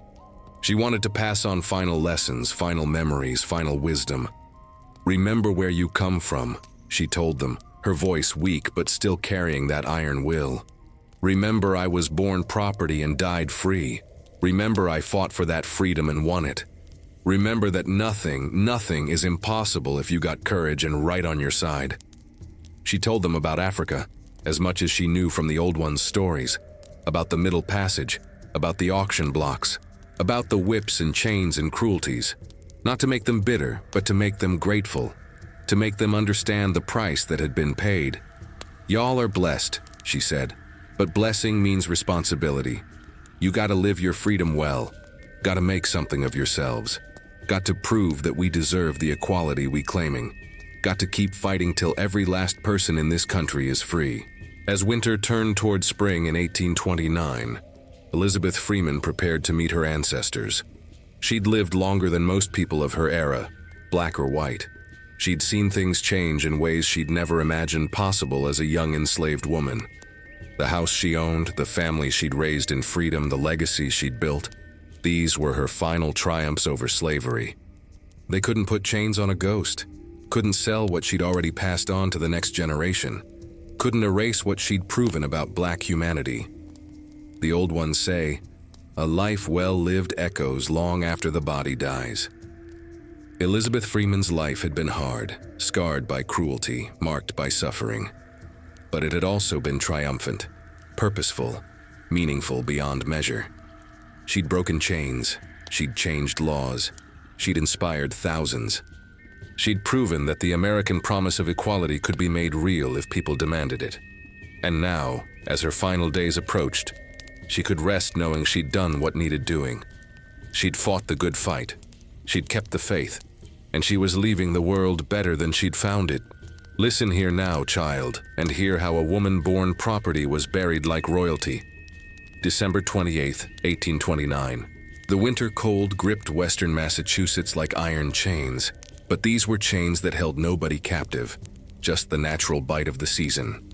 Inside her small house, Elizabeth Freeman drew her last breath surrounded by family, both blood and chosen. She was 85 years old, maybe older. Nobody knew exactly when she'd been born because enslaved babies weren't worth recording in ledgers meant for humans. The old ones say, "The manner of your death tells the world who you really were." And Elizabeth Freeman's death told a story of triumph. She passed peacefully, no longer suffering from the ailments that had plagued her final months. Her daughter, little Bett, held one hand. Members of the Sedgwick family held the other. In her last moments, she smiled, a small, knowing smile, like she could see the ancestors waiting on the other side, ready to welcome home a warrior who'd fought well and won. Her last words, whispered so soft folks had to lean close to hear, "I was born, and so I was free." Sweet Jesus, what a testimony. What a way to leave this world. Stating the simple truth that had changed Massachusetts law, that had freed thousands, that had proven the Constitution could mean what it said if people demanded it.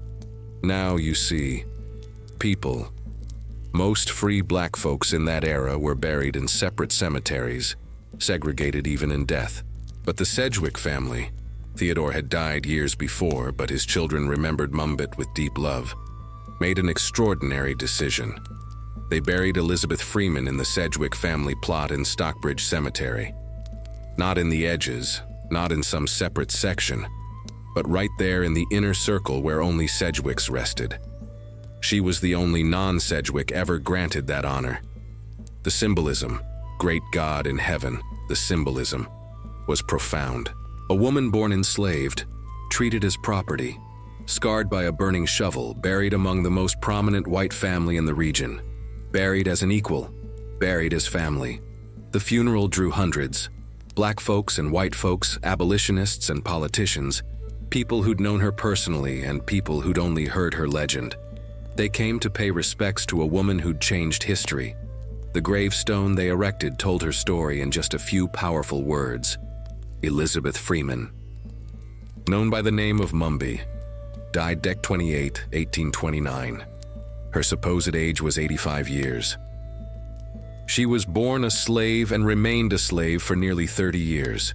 She could neither read nor write, yet in her own sphere she had no superior or equal. No superior or equal. Let that sink in, child. On her tombstone, carved in stone for all eternity, the admission that this black woman, formerly enslaved, uneducated by formal standards, was equal to anyone, superior to most, in character, courage, and human worth. The earth drank more tears that day than it had in years, but these were tears of gratitude, of celebration, of bittersweet triumph. People wept not just for loss, but for recognition of a life magnificently lived. In the weeks and months that followed, Elizabeth's story spread wider.